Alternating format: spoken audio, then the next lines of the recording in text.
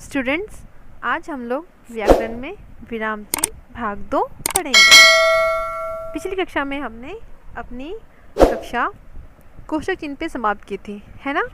तो आज हम अपनी कक्षा की शुरुआत अवतरण चिन्ह या उद्धरण चिन्ह से करेंगे। जैसा कि आपको यहाँ पे ब्रैकेट में दिख रहा होगा, फर्स्ट ब्रैकेट में single inverted comma, second bracket में डबल इन्वर्टेड कॉमा दिया हुआ है। ये अवतरण चिन्ह का चिन्ह है, ठीक है। चलिए हम पढ़ेंगे कि हम इनका प्रयोग कहाँ करते हैं, ठीक है। किसी वाक्य में खास शब्द पर जोर देने के लिए अवतरण या उद्धरण चिन्ह का प्रयोग किया जाता है। अर्थात जब कोई खास शब्द होगा तो वहाँ पे हम सिंगल इन्वर्टेड कॉमा यानी अवतरण चिन्ह या उद्धरण चिन्ह का प्रयोग करेंगे। आगे चलते हैं। किसी और के द्वारा लिखे या कहे गए वाक्य या शब्दों को ज्यों का त्यों लिखने के लिए अवतरण चिन्ह या उद्धरण चिन्ह का प्रयोग किया जाता है। अर्थात मान लीजिए कोई महान व्यक्ति, जिसमें नेता भी हो सकते हैं, कवि भी हो सकते हैं, ठीक है। अगर उनका कोई वक्तव्य है या कोई कथन है जो वो कह रहे हैं, उन शब्दों को, उन वाक्यों को अगर हम ज्यों का त्यों प्रयोग करेंगे यानी बिना किसी बदलाव का हम उस वाक्य को लिखेंगे तो वहाँ पे हम डबल इन्वर्टेड कॉमा अर्थात अवतरण चिन्ह या उद्धरण चिन्ह का प्रयोग करेंगे, ठीक है। उदाहरण से समझेंगे हम कि कैसे प्रयोग होता है। जैसे महाकवि तुलसीदास ने सत्य कहा है, पराधीन सपनेहु सुख नाही।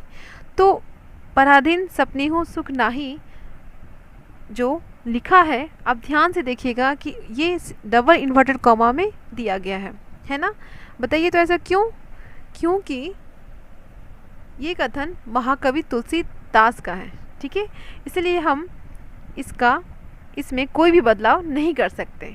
ओके, नीचे चलते हैं। हिंदुओं का एक प्रमुख काव्य ग्रंथ महाभारत है। महाभारत में यहाँ पे सिंगल इन्वर्टेड कॉमा दिया गया यानी अवतरण चिन्ह का प्रयोग किया गया है। तो ऐसा क्यों? क्योंकि ये ग्रंथ का नाम है, हमारे धर्म ग्रंथ का नाम है, तो ये खास शब्द हुआ, ठीक है। इसलिए इसे सिंगल इन्वर्टेड कॉमा यानी अवतरण चिन्ह उद्धरण चिन्ह में रखा गया है। ओके, भारतेंदु जी ने कहा हिंदी हिंदू हिंदुस्तान। तो हिंदी हिंदू हिंदुस्तान को डबल इन्वर्टेड कॉमा अवतरण उद्धरण चिन्ह में रखा गया है। तो यहाँ डबल इन्वर्टेड कॉमा क्यों लगा? क्योंकि ये भारतेंदु जी ने कहा है, ठीक है। हम इसमें बदलाव नहीं कर सकते इन शब्दों में, ठीक है। तो जब हम किसी वाक्य के शब्दों का ज्यों का त्यों प्रयोग करेंगे तो वहाँ पे हम डबल इन्वर्टेड कॉमा वाला अवतरण या उद्धरण चिन्ह का प्रयोग करेंगे। और जब कोई खास शब्द होगा, जैसे कि महाभारत यहाँ पे दिया है, तो वहाँ पे हम सिंगल इन्वर्टेड कॉमा वाला अवतरण या उद्धरण चिन्ह का प्रयोग करेंगे, ठीक है।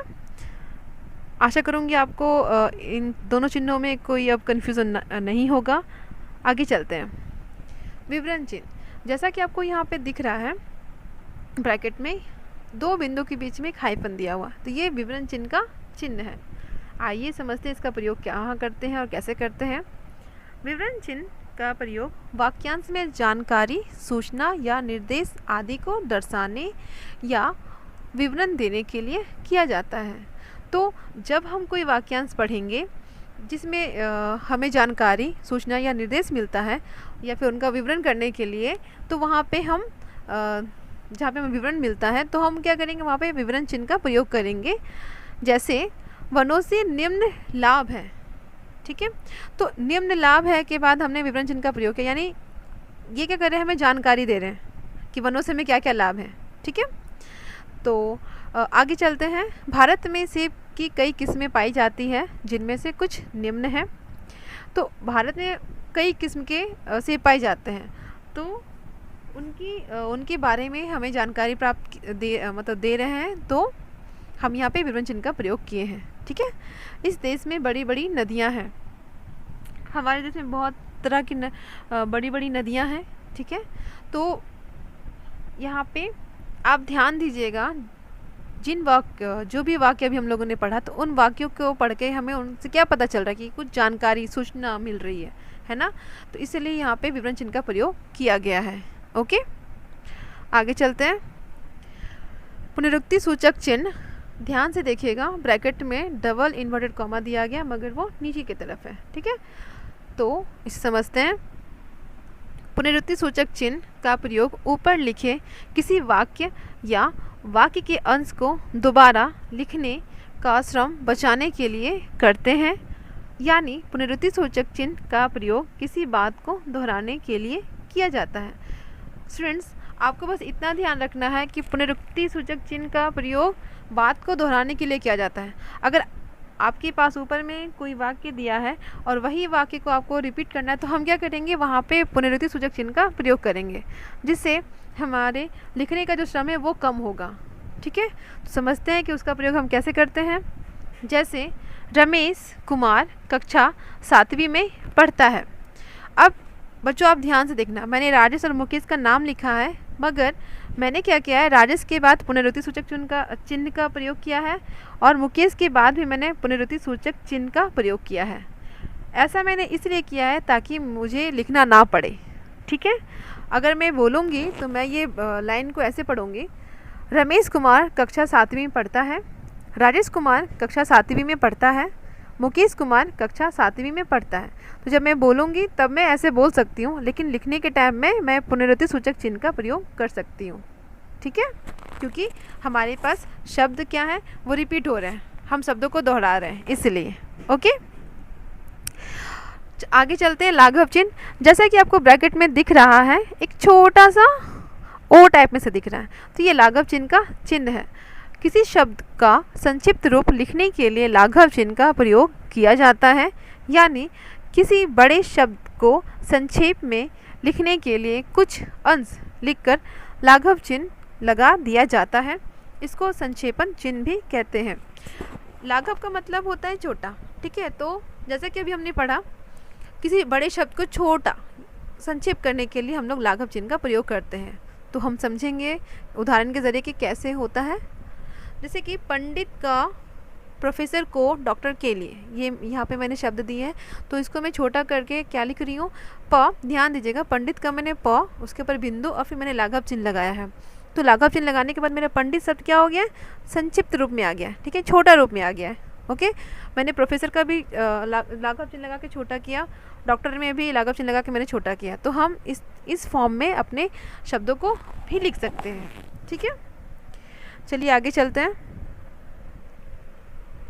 लोप चिन्ह, जैसा कि आपको ब्रैकेट में दिख रहा है, बिंदु बिंदु दिया है ना, कॉमा दे करके फिर प्लस का साइन दिया है। ओके, तो ये आपका चिन्ह है जिससे हम समझ सकते हैं कि लोप चिन्ह का चिन्ह है। ओके, जब वाक्य या अनुच्छेद में कुछ अंश छोड़कर लिखना हो तो लोप चिन्ह का प्रयोग किया जाता है।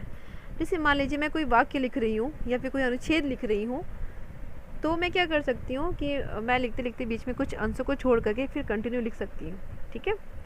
तो यहाँ पे उदाहरण के जरिए समझेंगे।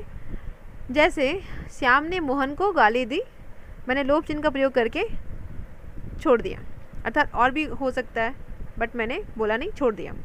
मैं सामान उठा दूंगा पर, उसके बाद मैंने लोप चिन्ह का प्रयोग किया और पूर्ण विराम लगा दिया, यानी बात खत्म, ठीक है। गांधी जी ने कहा परीक्षा की घड़ी आ गई है, फिर बीच में लोप चिन्ह का प्रयोग करते हुए मैंने लाइन को कंप्लीट किया। हम करेंगे या मरेंगे, तो हम वाक्य के बीच में, अनुच्छेद के बीच में भी लोप चिन्ह का प्रयोग कर सकते हैं, ठीक है। तो जहाँ पे हम वाक्य में या अनुच्छेद में कुछ अंशों को छोड़ के लिखते हैं तो वहाँ पे हम लोप चिन्ह का प्रयोग करेंगे। ओके, चलिए आगे चलते हैं। हंसपद या त्रुटिबोधक चिन्ह, जब किसी वाक्य अथवा वाक्यांश में कोई शब्द अथवा अक्षर लिखने में छूट जाता है तो छूटे हुए वाक्य के नीचे हंसपद चिन्ह का प्रयोग कर छूटे हुए शब्द को ऊपर लिख देते हैं, यानी त्रुटिबोधक चिन्ह का प्रयोग लिखते समय किसी शब्द को भूल जाने पर किया जाता है। बच्चों, जहाँ तक मुझे लगता है कि ये हम सभी इसका प्रयोग करते हैं, क्योंकि हम सब जब कभी वाक्य लिखते हैं कहीं ना कहीं किसी से कोई ना कोई शब्द छूट जाता है ना, तो हम क्या करते हैं, एरो मार्क डाल के ऊपर में लिख देते हैं। तो वो जो हम लोग एरो बनाते हैं वो हमारा हंसपद चिन्ह ही कहलाता है, ठीक है। चलिए इसे समझते हैं उदाहरण के ज़रिए। जैसे हमें रोज़ाना अपना कार्य चाहिए, अगर मैं इस लाइन को इस तरह से पढ़ूँ तो क्या आपको लगता है ये लाइन कंप्लीट है? नहीं ना, कार्य के बाद कुछ शब्द लगना चाहिए, है ना। तो मैं यहाँ पे एक शब्द जोड़ रही हूँ जिससे मेरा ये लाइन कंप्लीट हो जाएगा। ओके, चलिए लाइन को फिर से पढ़ते हैं। नए शब्द जोड़ने के बाद हमें रोज़ाना अपना कार्य स्वयं करना चाहिए।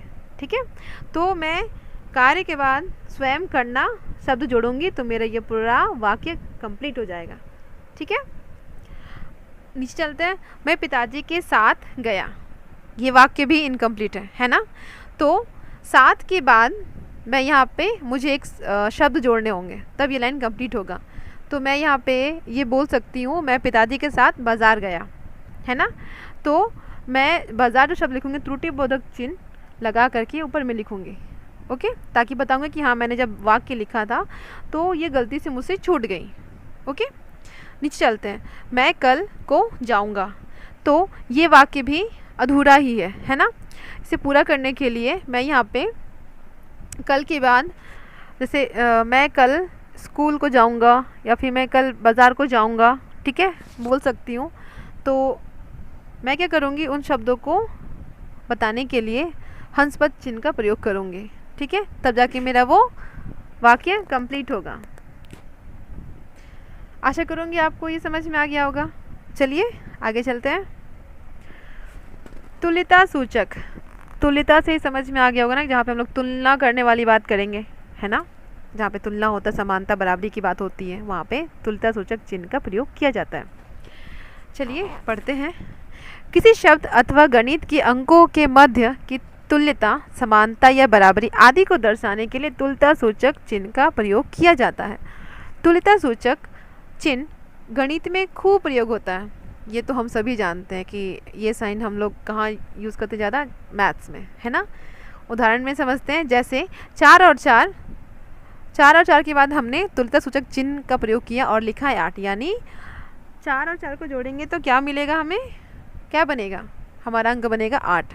ठीक है, अशिक्षित बराबर अनपढ़, अ बराबर बा। तो ये तो बहुत ईजी था, जहाँ पे हम लोग तुलना करते हैं, बराबरी दर्शाते हैं, समानता दर्शाते हैं, वहाँ पे तुल्यता सूचक चिन्ह का प्रयोग करते हैं। ठीक है, आशा करूँगी आपको ये चिन्ह भी समझ में आ गया होगा। आगे चलते हैं। समाप्ति सूचक, जैसा कि आपको ब्रैकेट में दिख रहा है, समाप्ति सूचक का चिन्ह है एक छोटा सा हाइफन, फिर बड़ा सा ओ, फिर छोटा सा हाइफन दिया हुआ, ये हुआ पहला। दूसरा है आप डैश भी दे करके बता सकते हो कि समाप्ति सूचक चिन्ह है। ठीक है, तो यहाँ पे 2 चिन्ह दिए हैं समाप्ति के लिए। समाप्ति सूचक चिन्ह का उपयोग बड़े लंबे लेख, कहानी, अध्याय अथवा पुस्तक के अंत में करते हैं, जो कि यह सूचित करता है कि लेख, कहानी, अध्याय अथवा पुस्तक समाप्त हो चुकी है।